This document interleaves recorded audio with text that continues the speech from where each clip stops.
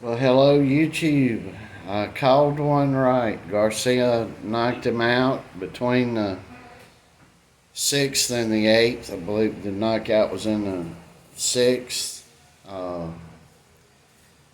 want to talk about something quickly here. Uh, Everybody was watching the fight, and Garcia does what I call a half ass shoulder roll. I knew exactly why he was doing it. We did here. We knew exactly why he was doing it. And the premise behind it and everything. And it took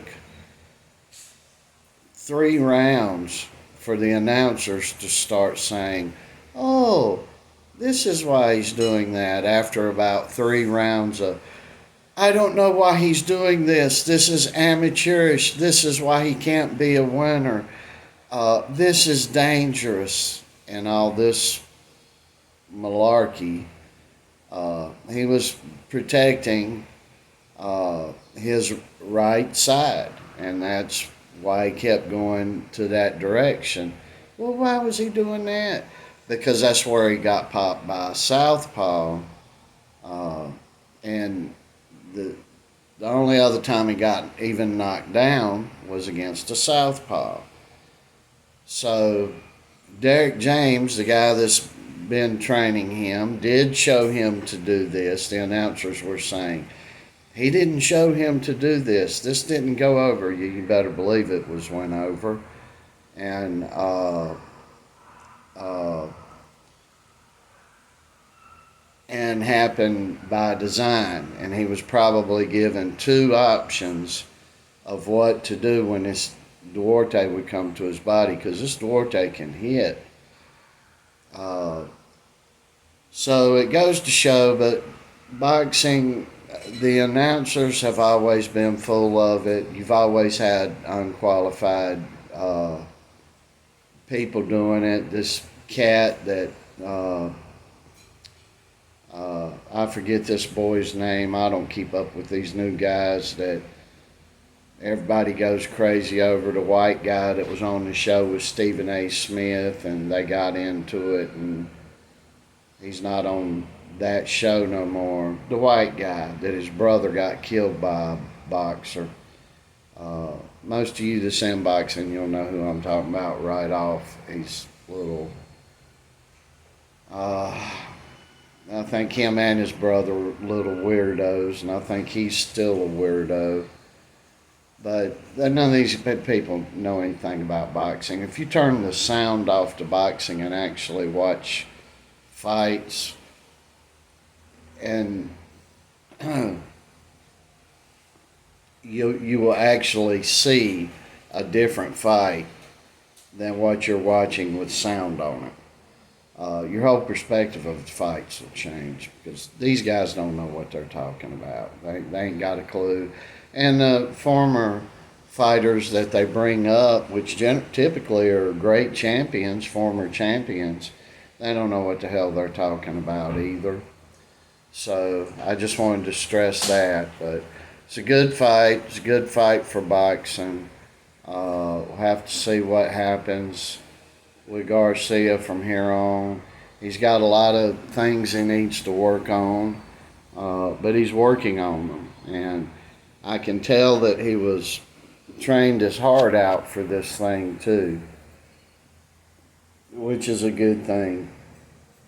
Uh, so all in all, you get, usually we're getting calling, I don't know, 3 to 4 fights out in a row that are right, and we get 1 to 3 that are hit and miss. But last year we were on a big roll, and maybe this coming year we'll get back on a roll of calling these fights straight up. And there's no mystery to it.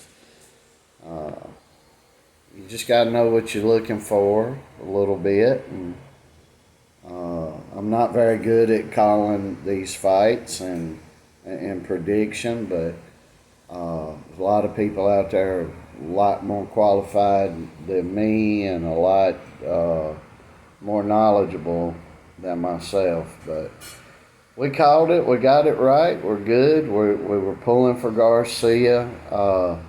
Look, folks,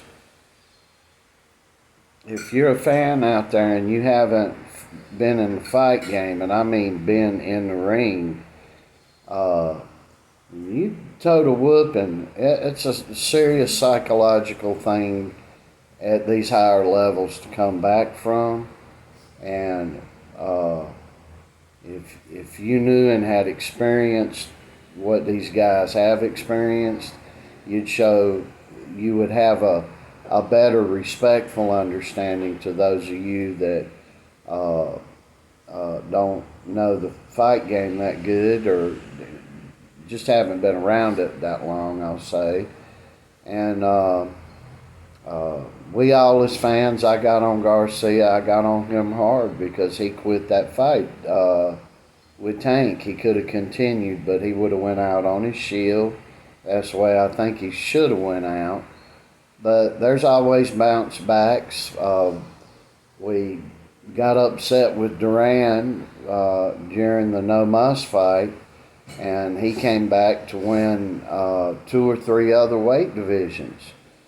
So don't be so quick to harsh to another guy we're looking at in bare knuckle, Danny Christie, who we literally adore. We're hoping that if he does not retire, to be able to continue to watch him, and we hope he doesn't retire. Of course, our reasons are selfish, and we back if he wants to retire or not. But we enjoy watching him, so we want to see him continue.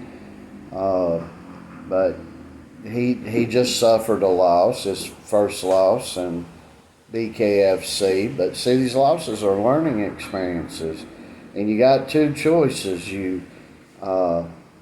Now, when you retire, you're not quitting, but if you just say, I ain't gonna do this no more, that's a different subject. And you got those 2 decisions. Am I gonna psychologically come back psychologically sick, or am I gonna conquer the demon, which is the loss, and move forward with a clear head and correct whatever need be corrected? Are you just going to quit? So those are the options out there. The sad option is the guy that doesn't retire or doesn't quit, and this is not about any specific fighter, but we do have the John Tate story, which is about a specific fighter, where a fighter gets psychologically devastated from a loss, and then a comeback is pushed upon the fighter, and it just destroys the fighter. And again, you guys hear me talk about Big John Tate. I am telling you, I saw this guy fight in person. I met him, saw him, was around all, not I would say all, but many of his trainers, including the great Ace Miller himself. And I'm telling you, had John Tate been handled properly, he would have ended up having the fight with Ali instead of Larry Holmes. And Tate would have got more experience under his belt, and we probably would have had a title unification. And at that time, the only guy that could have, with more experience now, and had the Tate camp moved in a different direction, John Tate could have beat Larry Holmes, and for about 4 years there, he would have been the only guy possible of beating Larry Holmes, the only guy. But anyway, that's my spiel on this.